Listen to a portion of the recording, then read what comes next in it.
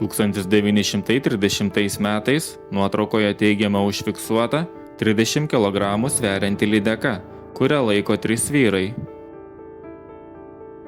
Manoma, kad tokie skaičiai gali būti klaidingi. Didžiojoje Lietuvos dalyje iki Antrojo pasaulinio karo svorio matavimo vienetas buvo svaras, o kaimo vietovėse kilograminės svarstyklės buvo praktiškai neįmanoma rasti. Todėl visi šie skaičiai turėtų būti vertinami atsargiai. Galbūt skaičius yra realus, bet jis nurodytas svarais, o tai reiškia, kad kilogramais jis būtų maždaug per pusę mažesnis. Neoficialiai teigiama, didžiausia istorijoje užfiksuota lydeka Lietuvoje svėrė 76 kg.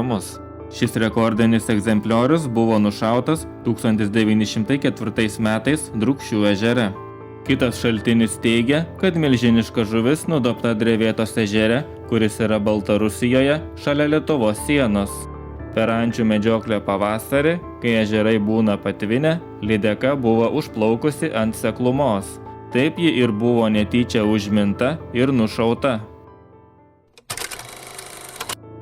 Šioje nuotraukoje užfiksuotas 1929 metais Nemune sugautas eršketas, kurio ilgis siekė daugiau nei 2 metrus. Žuvis svėrė 84 kg.